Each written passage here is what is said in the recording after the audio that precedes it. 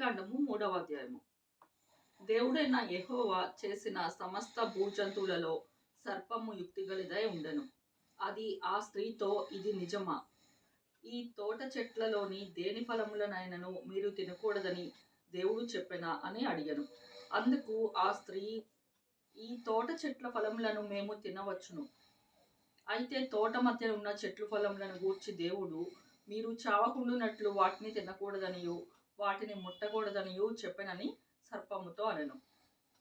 అందుకు సర్పము, మీరు చావనే చావరు, ఏలైనగా మీరు వాటిని తినుదినమున మీ కన్నులు తెరవబడిననియు మీరు మంచి చెడులను ఎరిగిన వారే దేవతల వలె ఉందురనియు దేవునికి తెలియనని స్త్రీతో చెప్పగా, స్త్రీ ఆ వృక్షము ఆహారమునకు మంచిదనియు కన్నులకు అందమైనదనియు వివేకమిచ్చు రమ్యమైనదయు ఉండుట చూచినప్పుడు ఆమె దాని ఫలములలో కొన్ని తీసుకొని తిని తనతో పాటు తన భర్తనకును ఇచ్చెను. అతడు కూడా తినెను. అప్పుడు వారిద్దరూ కన్నులు తెరవబడెను. వారు తాము దిగంబరులమని తెలుసుకొని అంజూరపు ఆకులు కుట్టి తమకు కచ్చడములను చేసుకొనిరి.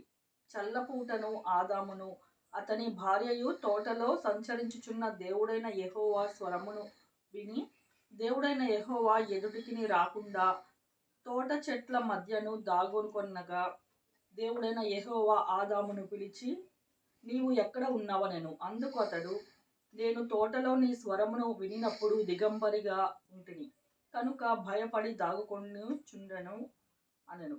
అందుకాయన, నీవు దిగంబరివని నీకు తెలిపిన వాడెవడు? నీవు తినకూడదని నేను ఆజ్ఞాపించిన వృక్ష ఫలములు తింటివా అని అడిగాను.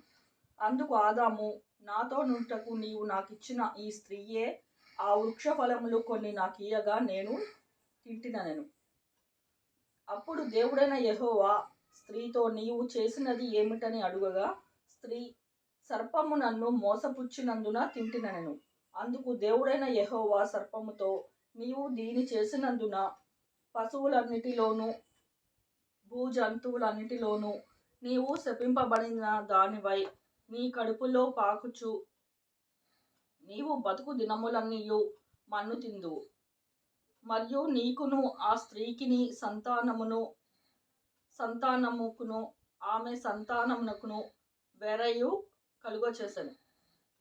అది నిన్ను తల మీద కొట్టును, నీవు దానిని మడిమ మీద కొట్టుదువనని చెప్పెను.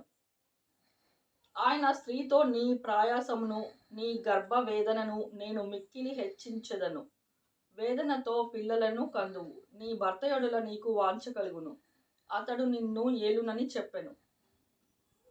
ఆయన ఆదాముతో, నీవు నీ భార్య మాట విని తినవద్దని నేను ఆజ్ఞాపించిన వృక్ష ఫలములు తింటివి కనుక నీ నిమిత్తము నేల శపించబడి ఉన్నది. ప్రయాసముతోనే నీవు బ్రతుకు దినములన్నీయు దాని పంట తిందువు. అది ముండ్ల తుప్పలను గుచ్చ పదులను నీకు మొలిపించును. పొలములో పంట తిందువు. నీవు నేలకు తిరిగి చేదు వరకు నీ ముఖము చెమట కార్చి ఆహారము తిందువు. ఏలైనగా నేల నుండి నీవు తీయబడితివి, నీవు మన్నే కనుక తిరిగి మన్నైపోదు అని చెప్పెను. ఆదాము తన భార్యకు హవ్వ అని పేరు పెట్టెను. ఏలైనగా ఆమె జీవము గల ప్రతిదానికిని తల్లి. దేవుడైన యెహోవా ఆదామునకును అతని భార్యకును చర్మపు చొక్కాయిలను చేయించి వారికి తొడిగించెను. అప్పుడు దేవుడైన యెహోవా, ఇదిగో, మంచి చెడ్డలను ఎరుగునట్లు ఆదాము మనలో ఒకని వంటి వాడాయను. కాబట్టి అతడు ఒకవేళ తన చెయ్యి చాచి జీవవృక్షములను కూడా తీసుకొని తిని నిరంతరము జీవించునేమో అని. దేవుడైన యెహోవా అతడు ఈ నేల నుండి తీయబడినో దాని సేద్యపరచుటకును ఏదెను తోటలో నుండి అతని పంపివేసెను. అప్పుడాయన ఆదామును వెళ్ళగొట్టి ఏదెను తోటలో తూర్పు దిక్కున కెరూబులను జీవవృక్షమునకు పోవు మార్గమునకును కాచుటకు ఇటు అటు తిరుగుచున్న ఖడ్గజ్వాలలను నిలువబెట్టెను.